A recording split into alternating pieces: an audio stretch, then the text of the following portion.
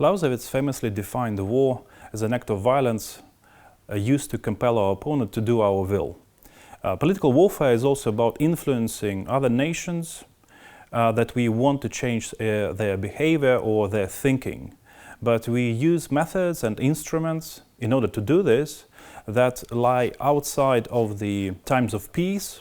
They lie outside of the realm of soft power and public diplomacy, but they fall short of a kinetic conflict. In terms of crisis, nations do prefer to use political warfare because it's much cheaper and it helps avoid mass casualties. And because of the crisis in the relations between Russia and the West, we know that the West is supporting Ukraine in terms of military support, economic support, political support, but Russia failed to convince the West to abandon support for Ukraine, but at the same time it cannot afford waging a conventional kinetic war against the West. So it employs a wide range of instruments of political warfare, and these instruments include disinformation and propaganda, economic sanctions, economic subversion, weaponization of energy policies, corruption, lawfare, many other instruments. Russia's attempts to undermine Western societies just before the full-blown invasion of Ukraine in February 2022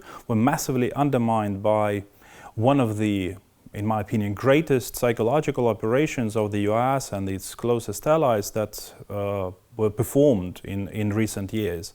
And that psychological operation was the publication of declassified military intelligence on the preparations of Russia's invasion of Ukraine. So because of this, many nations in the world, I would say the majority of nations in the world, not only the West, they knew already in February 2022, after the invasion, what was going on. And that was in contrast to what happened in February, March 2014, where there were some doubts as to what was happening in Crimea, as to what was happening in the Donbass or eastern Ukraine. Because of this move, Russia had problems of conducting actually political war for a few months. Russia's political allies in the West were confused. They didn't really know what was going on, how to respond to what was happening, because all those preparations from the Russian side, they were secret, and they did not inform their allies of the developments. So they had a very hard time to respond to the confusion of the allies, of Russia's allies in the West. But in the end, they came up with a set of ideas that Russian friends in the West started to parrot, started to amplify, and those narratives, the major narratives, were about the role of Russia. So Russia would present itself as a global player that has a right to have a Russian sphere of influence, and Ukraine belonged to that sphere of influence. Another narrative was about the alleged existential threat of NATO to Russia, and also the existential threat of Ukraine being part of NATO, and that was presented as this a huge threat to Russia's security. Later, another narrative appeared, especially after the initial military successes of the Ukrainian armed forces, when they managed to retake some of the territories that were lost to Russia in the very beginning of the full-blown invasion of Ukraine.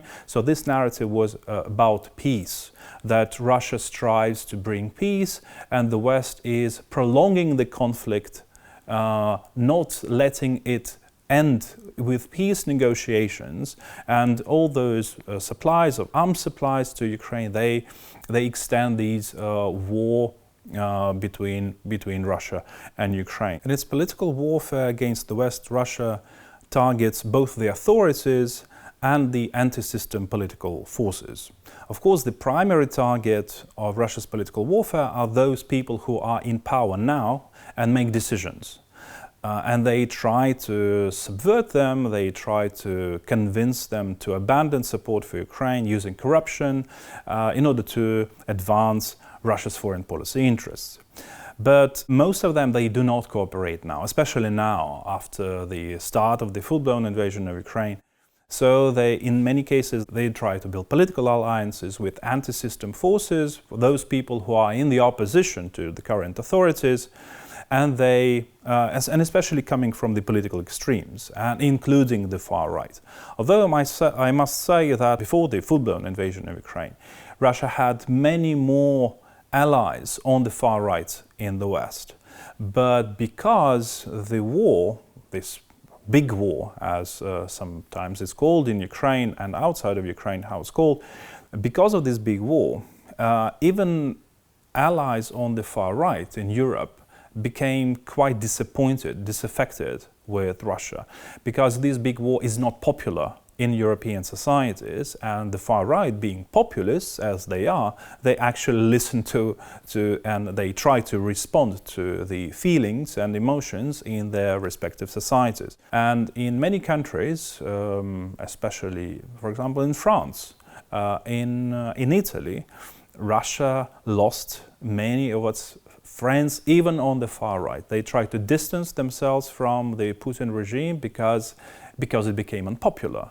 Although there are some exceptions to these developments, and this exception is Germany, where the far-right Alternative for Germany, I would say, even strengthened its pro-Kremlin rhetoric. One explanation is that Alternative for Germany enjoys the support of Russian speakers in Germany.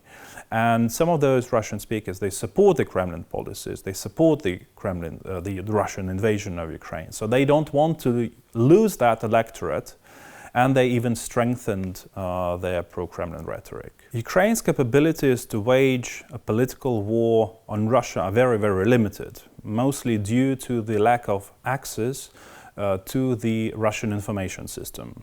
It is generally authoritarian regimes protect their information systems much more efficiently than democratic societies, where you have sort of open society, open information system, freedom of speech. So Ukraine tries mostly to focus on the strengthening of the kinetic aspect of its defensive war against the Russian aggression.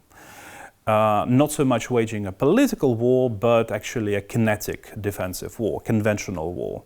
At the same time, sometimes Ukraine does indeed try to use some of the instruments of political warfare in order to undermine the Putin regime. One example is, for example, the use of Russian nationals, anti-Putin fighters in the Belgorod and Bryansk regions of Russia. This is basically part of psychological warfare. It doesn't contribute much to the kinetic, to the conventional war, but it does contribute to the psychological war. Another example of Ukraine using political war against the Putin regime is hacking some of the Russian TV channels, TV programs, and transmitting, for example, addresses of President Volodymyr Zelensky. And again, in order to confuse and sow sort of distrust in the Russian society. This is what Ukraine does.